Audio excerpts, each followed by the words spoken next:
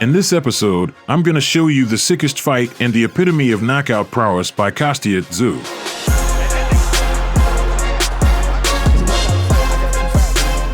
Alright, fight fans, buckle up because we're diving into one of the most epic showdowns in boxing history, so don't forget to smash that like button and subscribe. On November 3rd, 2001, for the first time in boxing history, a match in the welterweight division put 3 championship belts on the line. The WBC and WBA world champion, 32-year-old Tszyu, was set to square off against the IBF champion, 24-year-old Tszyu. Before we dive into the fray, let's rap about these warriors, man.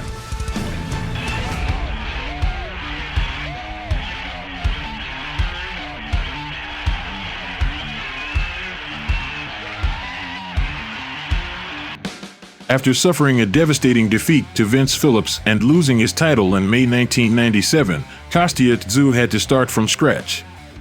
For a long time, he couldn't even get a shot at a championship bout. But then, in the fall of 1998, an opportunity to reclaim a championship belt presented itself in a showdown against Cuban fighter Diospolis Hurtado, whom Tszyu stopped in the 5th round, securing the WBC title.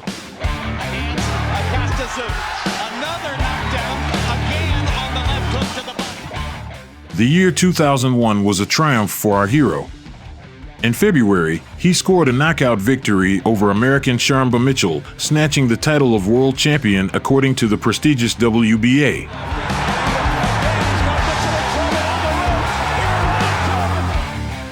At that moment, the ringmaster Tszyu was at the peak of his own glory, holding 2 out of 3 major belts in his division.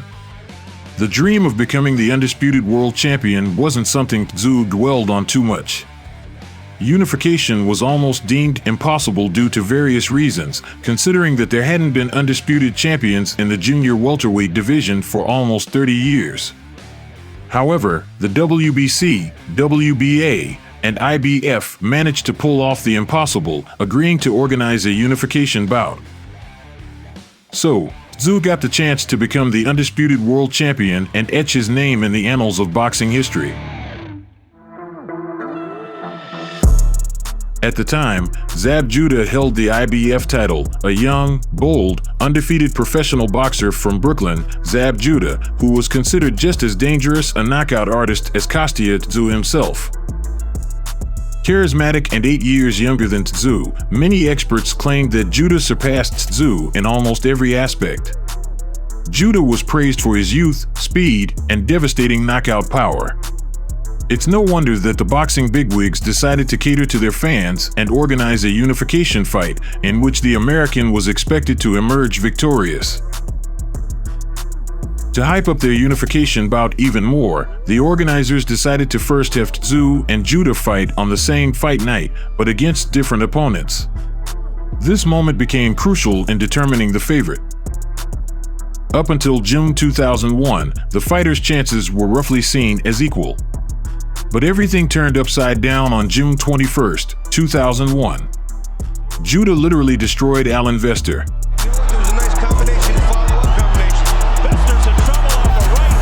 While Tszyu barely managed to defeat the tricky German, Oktay Urkel.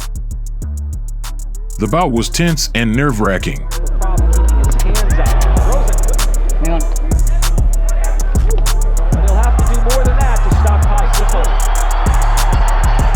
Tszyu won by unanimous decision, but instantly lowered his odds before the fight with Tszyu. His chances of success were 1 to 2.5.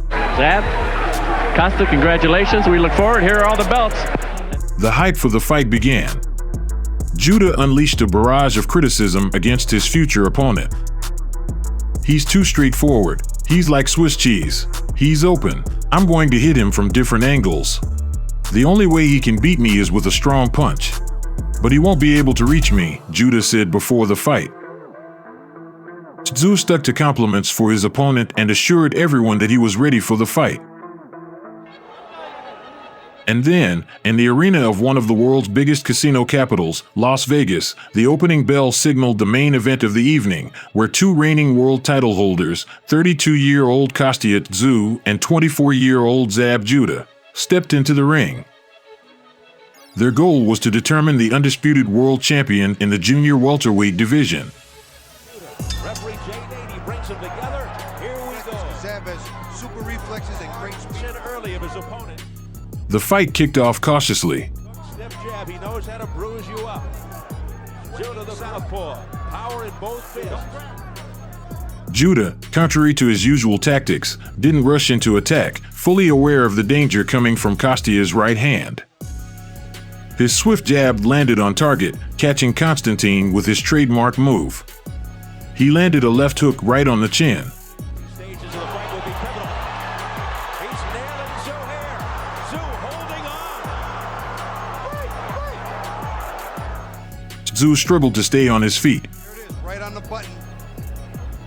And again, Tszyu goes straight back. Judah will close that gap immediately and hurt him if he does that. He has to move up. Judah started gaining momentum. He began to capitalize on his success at mid-range. Tszyu feeling the speed of the final minute of round one.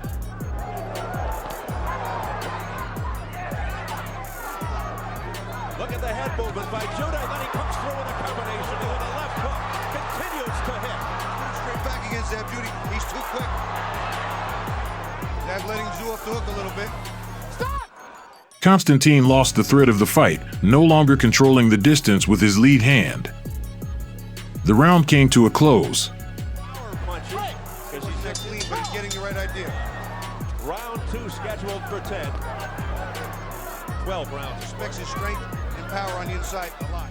In the second round, Tszyu immediately began to press the American, clearly targeting Judah's jaw, but refraining from unleashing his signature right hand. Things about Judah. To be up on his toes, but Tszyu stalking. Judah looked passively, believing he had already accomplished most of the task. Moving around the ring, Judah unknowingly walked into a trap. A jab of his own. Tszyu missing. Those punches were blocked by Tszyu. This round, different round, much more effective for Tszyu. Tszyu practically did not throw a right hand.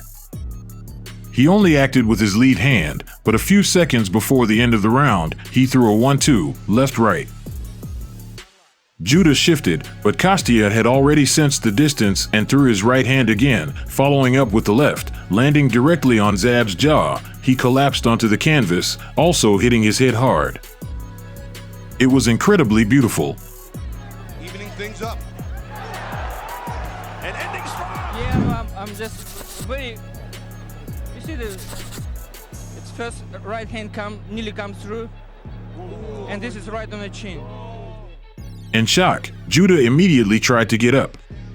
But when he managed to do so, his legs gave out. He began to stagger in some spasmodic dance.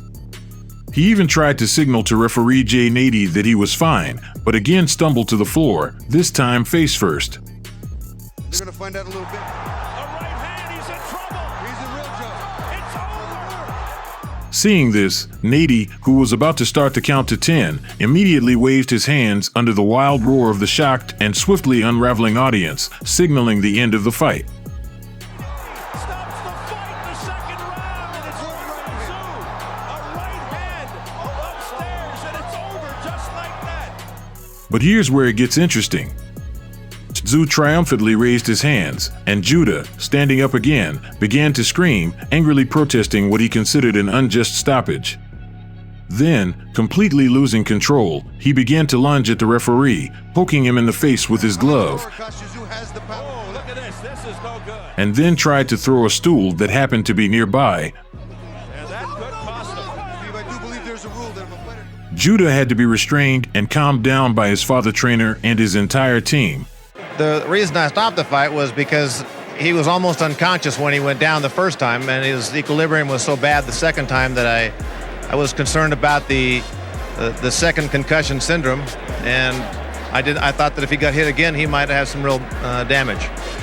For such behavior, Judah was suspended from the ring for 6 months and fined $75,000, which was deducted from his purse of about $1 million. Judah admitted guilt and fully agreed with the commission's accusatory verdict. Emotions got the better of me at that time. Zab briefly explained his unworthy behavior at the post-fight disciplinary hearing. Disputes about the stoppage lingered on for a long time. The fight caused a huge resonance in the press. Most of all, the words of one American journalist were liked. He called this knockout a predictable accident. You can interpret it differently, but the winner and the man who entered boxing history as the first undisputed world champion remains Tszyu.